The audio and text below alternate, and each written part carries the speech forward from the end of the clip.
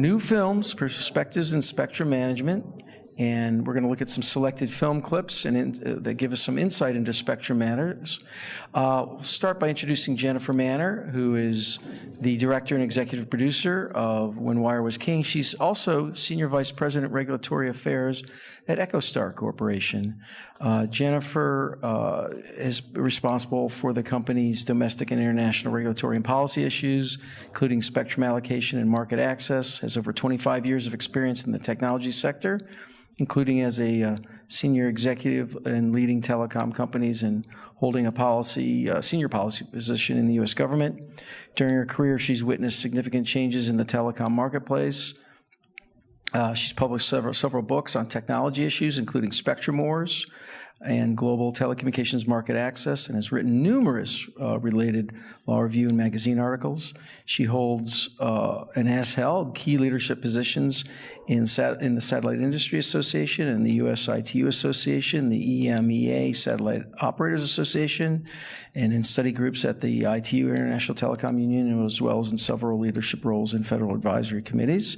She's been named one of the top 2017 and 2018 broadband and media attorneys by CableFax, and one of the most powerful women in the world by CableFax in 2018, and was awarded, she's going to lift up this whole stage with one pinky, and was awarded by the EchoStar 2013 Most Valuable Player Award, 2012 FCC Public Safety and Homeland Security Bureau's Chief Meritorious Service Award, the 2012 Distinguished Alumni Award in Political Science from the Rockefeller College at State University of New York at Albany, and the 2011 Wireless Communications Association International's Government Service Award. Miss Manner's a filmmaker, was a finalist for her movie at the 2018 Cannes Film Festival, and has under production, and has just finished her latest film, When Wire Was King, The Transformation of Telecommunications. So welcome, Jennifer. And we also have, and pleased to have as well, Jonathan Mirin, the director of Canary and Goldmine. He's the nation's first known radio frequency RF deed holder. And there's a reason why he has property with RF deed restrictions, essentially PFD limits on the border. And you'll understand the reason why once you see his clips and you hear from Jonathan. Also, he'll be on our RF exposure panel with George Kaiser and Theodore Scarrato from the Environmental Health Trust tomorrow. So Jonathan's plays have been performed in New York, regionally and internationally. His performance in WritingTheWave.com was nominated for a 2004 and a 2008 Independent Reviewers of New England for Best Solo Performance. His solo performances about growing up with Crohn's disease, 28 Feet, was widely acclaimed by audiences and critics. In 2014, he launched the PD Theater's B-Week program, promoting pollinator health and wireless reduction efforts in communities around New England.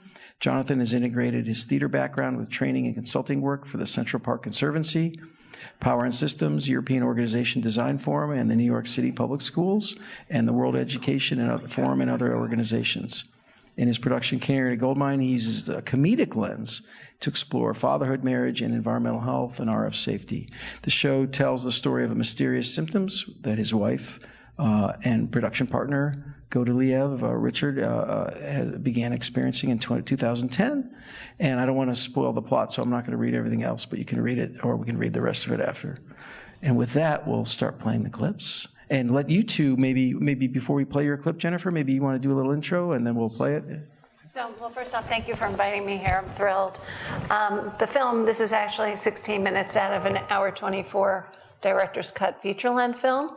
And our website's www.whenwirewasking.com. And I'm pleased to say that I just signed last week my contract for syndication with American Public Television. So a 57-minute version of the film will be on PBS, hopefully in an area near you. But this movie actually came out of a passion. And that's, I was having dinner one night with, at a wedding with someone who's a little bit older. And we were talking about, he had worked at MCI as I had, and we were talking about the history of telecommunications, and I realized that no one really and one of the things I've always been interested in, probably because I worked at the FCC back when we were still keeping the books of the RBOX, and then I worked at MCI when we were trying to open the international markets as competition. And I was very concerned that we were going to lose some of the stories from that time frame. And so I decided I was going to write an oral biography. It turns out I am not William Kennedy. So then I decided I had to make a film. I didn't know how to make a film. So I woke up one morning and I posted on Facebook that I needed a production company, and someone recommended me, and I did my first film, which is Zebrafish Practically People, www.zebrafishfilm.org. That's a 9-minute, 16-second film about the benefits of zebrafish in biomedical research. It's not that I actually knew anything about that, but my husband's a zebrafish scientist and runs the lab at Georgetown and is doing some RF science, which I want to talk to you about, some experiments with RF, but that led me to the ability to make this film. And I think you'll see I've captured some of the people like Dale Hatfield, Vince Cerf, I think a number of people who people here might know of, to capture the story. Really, it covers the full range of the story of competition, kind of from the beginning of telephone till recent, but a big focus of it was in the 70s and a period of time that I didn't even know till I was making the movie happen, and that is really a period of time during the Nixon-Ford administration when a gentleman, Tom Whitehead, came to the White House very young. He had been at RAND and came over and really changed some of the thought processes on competition. And these things were in process, but it really took a catalyst and someone at the White House to push this through. So I'm hoping you really enjoy it. I love that AT&T song. It's when they changed, they added area codes. It's Alan Sherman. It was a song from when I was little. We talked about how nerdy I am with my Spectrum jacket. Anyway, Alan Sherman I was a fan, so that was one of his songs. That's a great song. I used Phil Revere for years. He's a great. Oh, Phil's great, and there's a lot more. And the longer version is a much more detailed, more elaborate. Yeah. Where can I know we're gonna get Jonathan's clip going, but just super fast. Where can people go to see the longer version? It's either going to be at private showings, or I'm hoping to get it on streaming. It's only been out since just a couple months, so it's not available publicly right now. All right, but you're working towards that. Yeah, and we just showed it, for instance, at the Hudson Institute last week. Yeah. So it's, so if you sign up the website, there's a little thing I can keep you up to date, and I don't email that much, so don't worry. Cool. Yeah. Cool. All right. Well, I know we're going to have some questions for both filmmakers, but let's go. Can I just give one story that's not in here? Is before they filed, so does everyone know who Dale Hatfield is? Yeah. So before they filed the lawsuit, Dale worked in the White House. Unfortunately, it's cut from the short version. It's in the 57. They had Dale look and see if he would still have a dial tone. So that's my favorite story, is that they actually did check that if he broke up AT&T. Wow, they were going to playing hardball. Yeah. So, but anyway. Very nice. All right, Questions Jonathan. at the end for both of us? Yes. Yeah, But sure. do you want to give a little intro to your clip? Sure. Actually, yeah, it's really great to be here. Thank you all I know it's been a long day of learning. So I got to have the pleasure of meeting Joe when he was on the panel for Canary and a Goldmine when it was selected by the DC Independent Film Festival. That screening was in March. And we're going to look at two clips. The first clip actually fits really well into Jennifer's piece. It looks at the sort of the historical roots of how we got to this point where I would be sitting in front of you and say, the wireless exposures we're having today are not safe for everyone, in the sense that between 2010 and 2012, basically my wife and I were trying to figure out how and why she was so ill, with symptoms ranging from sleep disturbance to neurological symptoms to difficulty thinking to difficulty coordinating her limbs, to the point where she couldn't actually go out of the house to do basic tasks and take care of our son, who was 9 months old when she first got sick. And like all of you at that point, I was just enjoying the wireless world like everyone else. And it really took months and months and months to even accept the idea that exposures that we just take for granted are in fact were in fact causing this. So the first clip kind of plays at some of the assumptions we have when we hear something like that, and then looks at, part of what helped me understand it better was looking at the historical roots. And so that's what this first clip is about.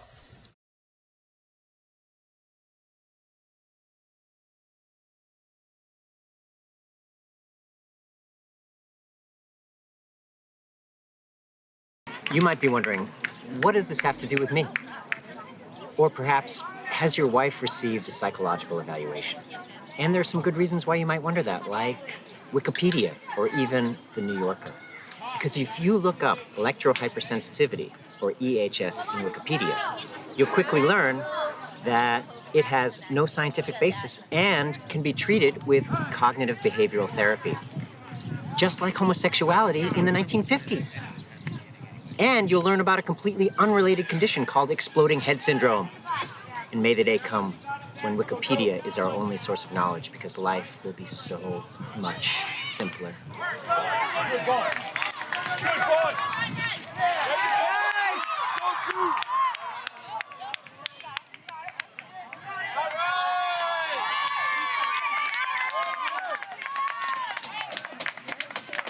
It's the All-Star game. Ezekiel's in it. He's very excited. All right, Hicks, Grayson, Jack. And this is where we turn to the historical roots of the situation. Electrical sensitivity is first and perhaps more accurately described as microwave sickness by German doctors treating radar operators in the 1930s. The mysterious symptoms they observed were dizziness, headaches, fatigue, heart palpitations, difficulty concentrating, etc. The doctor might have asked, "What seems to be the matter?" And the radar operator might have said, "Es kribbelt in meinen Fingern und ich habe Kopfschmerzen." Which means, I got this tingling in my fingers and a headache, like book.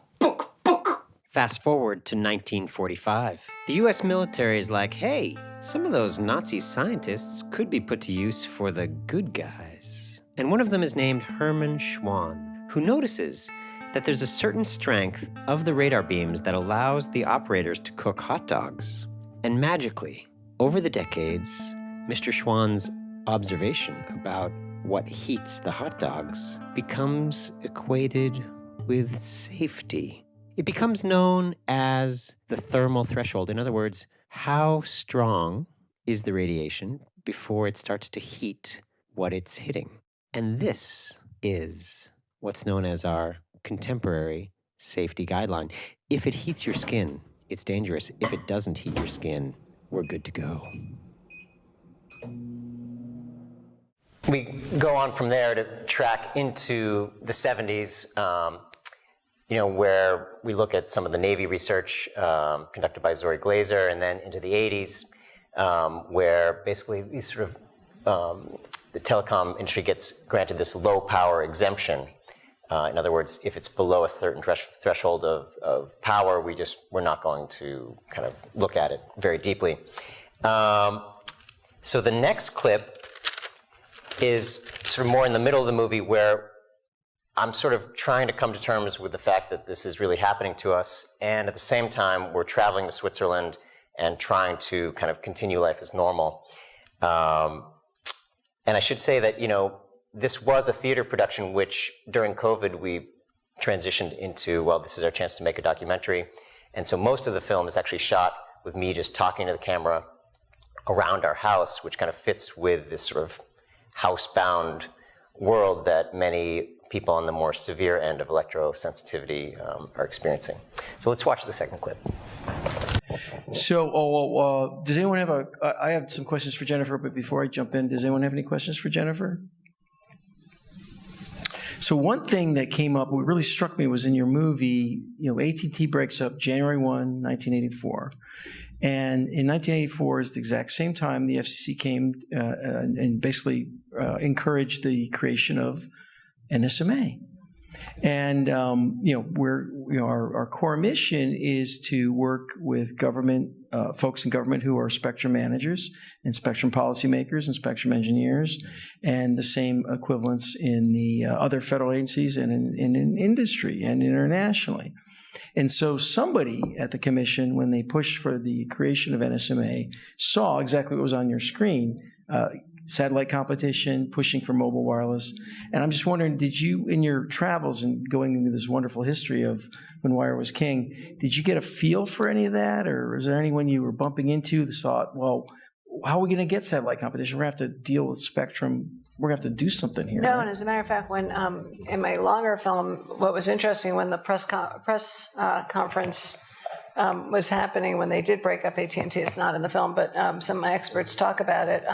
Dr. Tom Hazlitt, for instance, and Dr. Bob Pepper, when Charlie Brown was actually asked a question, who gets wireless? And Charlie Brown, who was the head of AT&T, didn't know the answer. So I'm not sure how that related. And we remember that FCC, I mean, when I went in 92, it was private wireless bureau, right? But someone must have been starting to see, you know, the uptake. I'm sure it had more to do with the uptake of cellular, right? Because you broke up, the cellular licenses went to the Bell operating companies. They didn't go to AT&T. Yeah. So there was probably a recognition, at least on the terrestrial level. I'm not sure satellite was such a big deal in 84 because it was still fairly limited, but probably more the terrestrial. So somebody had vision. That's why they pushed for the creation. Yeah, I'm trying to remember who was chairman at that time. Was that post-Newton Minnow? Yeah, it was well, Minnow was Kennedy. Yeah. So it was post-Wiley because he was Nixon. Wow. So I don't remember. That's interesting.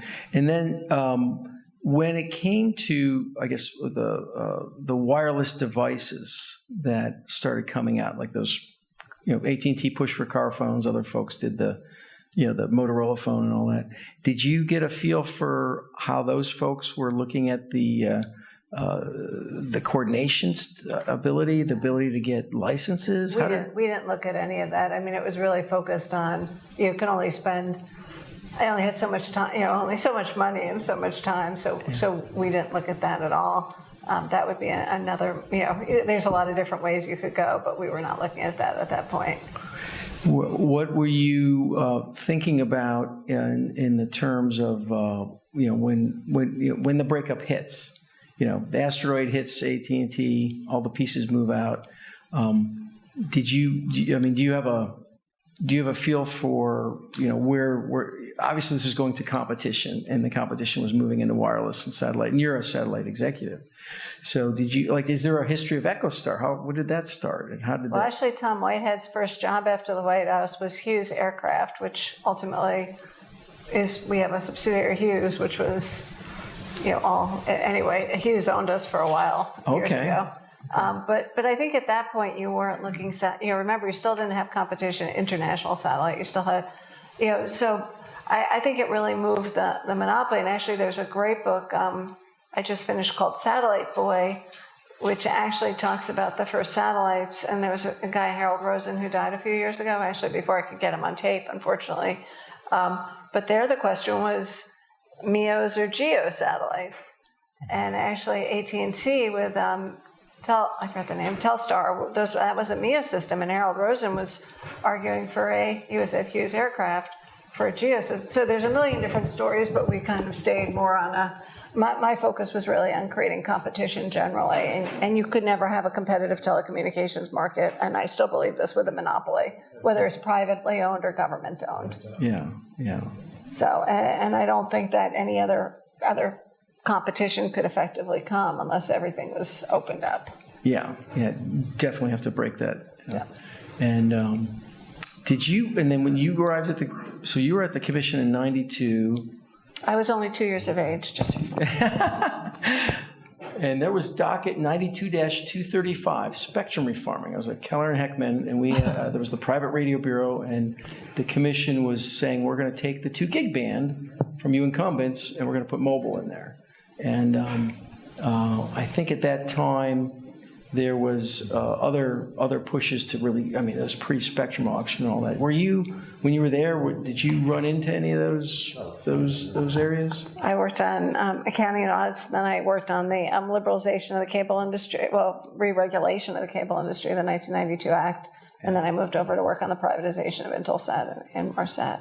And that's how you ended up ultimately at EchoStar? Well, I mean, that was 30 years ago, so there was a lot in between. Yeah. And the books you wrote, very impressive background on all these books you wrote. Do they talk a bit in the language of competition and markets? Yeah, but they're also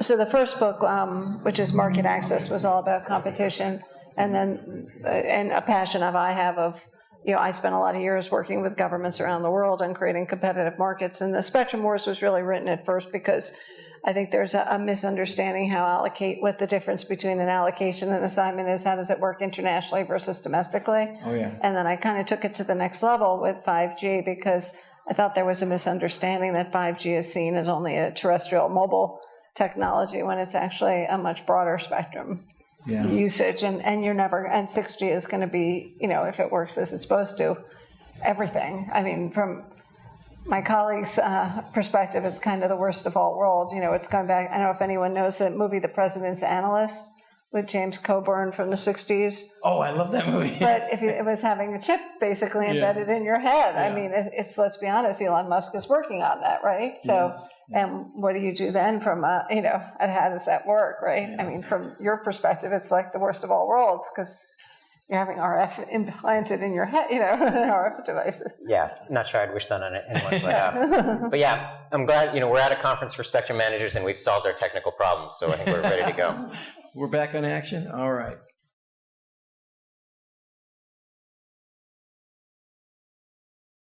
So while we're in Switzerland, we actually have time to go camping for 3 days, far from any cell towers, just like Terry suggested. And it just so happens that Godeliev's parents own a little piece of land outside the village where they keep cows from the other farmers during the summer. It's kind of like a cow vacation spot. So we set up our tent, and over the course of the 3 days, I see Godeliev's face changing a little bit, and then a little bit more, and then a little bit more. And at the end of the 3 days, she's looking and acting almost like a normal person. But we came here to produce a play in French, not camp. We need internet access. So we go back to her parents' apartment. She gets sick again, and I'm trying to see a way out of this nightmare, but I'm not seeing a way out of it.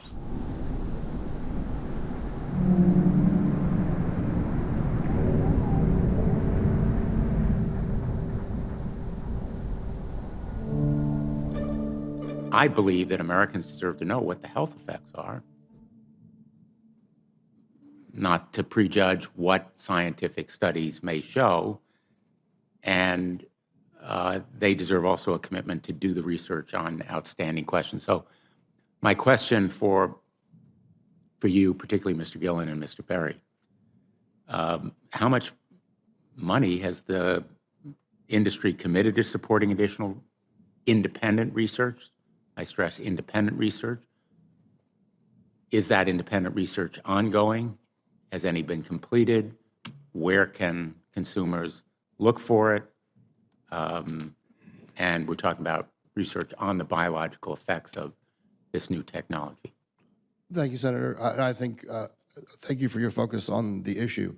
Safety is paramount, and as you alluded to, we rely on the expert agencies, we rely on the findings of the FDA and others as to the requirements to keep all of us safe. There are no industry-backed studies, to my knowledge right now. Happy to visit with you as to what opportunities you think there needs to be more studies, and we're always for more science. We also rely on what the scientists tell us. So essentially, the answer to my question, how much money? Zero. I can certainly follow up with you, Senator. To my knowledge, there's no active studies being backed by industry today. Anybody else know of industry commitments to back research, fund it, support it, to ascertain scientifically the health effect?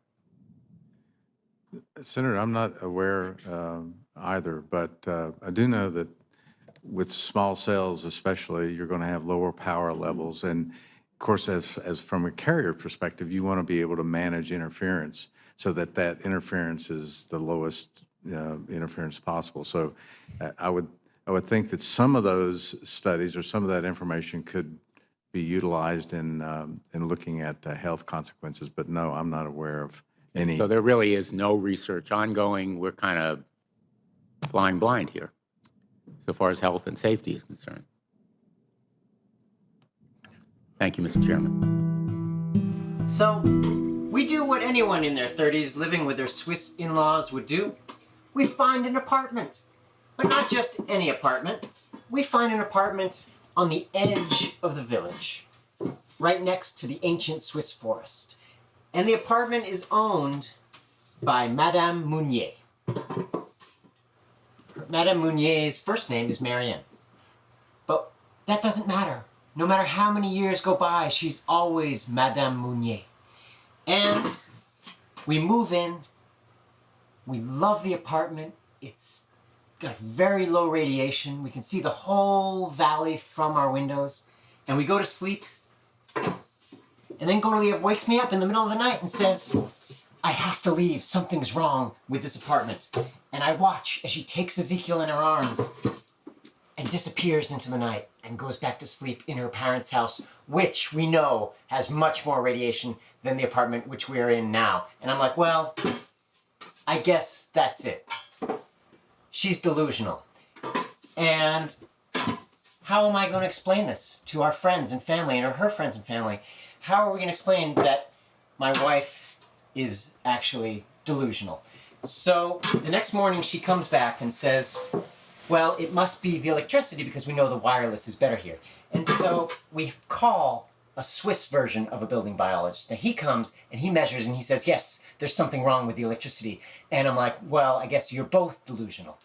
But he mentions that to Madame Mounier. And Madame Mounier is a very nice person. She calls a Swiss electrician. And a Swiss electrician comes and says, yes, something is wrong with the electricity. And he fixes it. And Gottlieb is okay in the apartment. And that's when I actually acknowledge to myself that she is electrosensitive. And I don't know whether to feel really relieved that we don't have to break our lease after one day, or very, very worried, because what are we going to do now? So now it's time to find a specialist. And it just so happens that in Switzerland there's a clinic that specializes in treating electrical sensitivity, or at least taking it seriously. It's 3 hours across to the other side of the country in the German part, in St. Gallen. So Gottlieb wedges herself between the train cars, because that's where the symptoms are less. And we make it to the Paracelsus clinic, and there's a sign on the door that says, Bitte schalten Sie Ihr Handy aus, or please turn off your mobile device. And we think we must be in the right place. And her doctor says, you are suffering from extreme electrical sensitivity, and there is not much I can do for you. But you should change your metal glasses, you should remove your mercury fillings, and you should avoid exposure as much as possible. And here is your diagnosis. And that is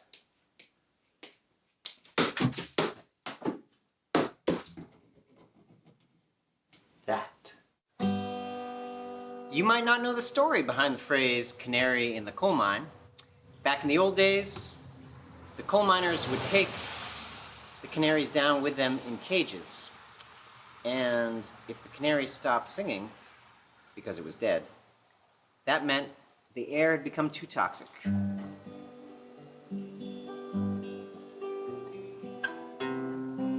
it was time to get out.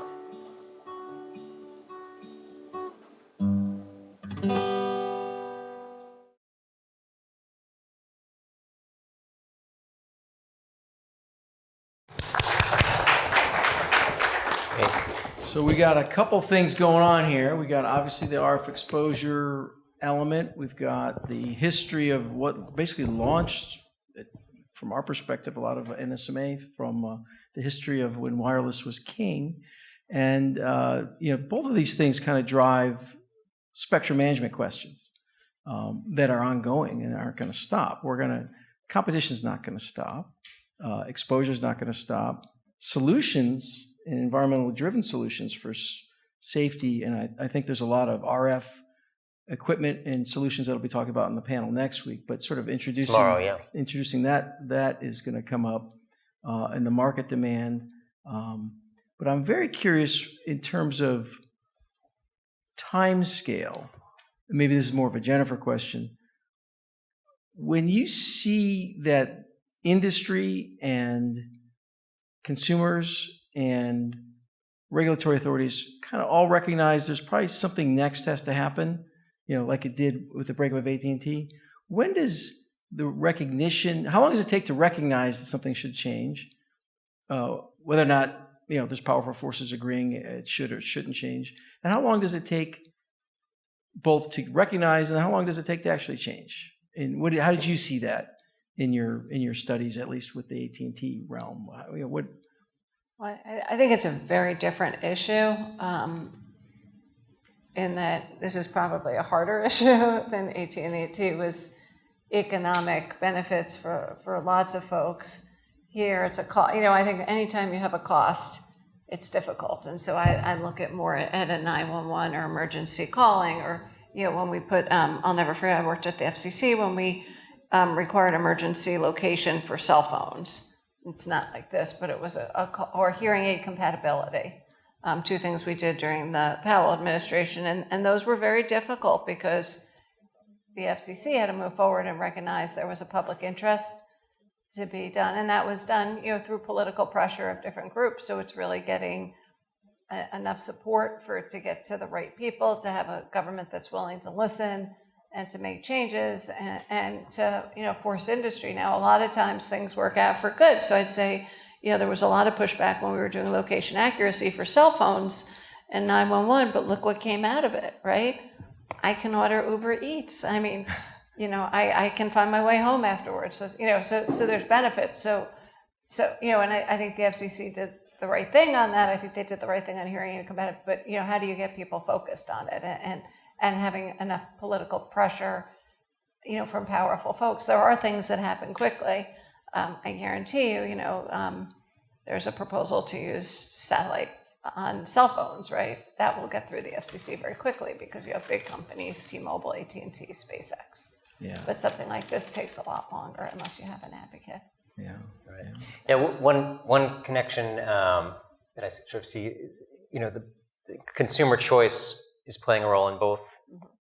Consumer choice is a lot about what happened with AT&T, and here with electrical sensitivity, what you have is, basically you could think of it as a growing market. We've got, like in Sweden, for example, which is I think one of the first countries with a mobile network. Now you've got 250,000 Swedish people who are recognized as having a functional impairment, meaning they can't be around the same levels of wireless exposure that all of us can, and they receive government benefits, and they also receive accommodations, individualized accommodations, because not every electrically sensitive person is sensitive to even the same frequencies. Like, for example, we have fiber to the home in Charlemont, Massachusetts. They also have fiber to the home in the next town over, Heath, Massachusetts. My wife is fine with our kind of fiber installation, but we know someone in Heath who she because of the frequencies of just in terms of, I think they call it harmonics of the fiber coming in, she's had to find workarounds and find filters, et cetera. But basically, in the sort of the low estimate is 350 million people around the world dealing with advanced stage electrical sensitivity. And those numbers, of course, are growing, because the other estimate is, the lowball estimate is 30% of people are having early stage symptoms, exposure being cumulative. So you've got like people with headaches, people who can't sleep, et cetera. So then the question is, how do we innovate in a way to provide consumer choice around things? We're going to get into some of this tomorrow. Beacon signal on routers, power on routers.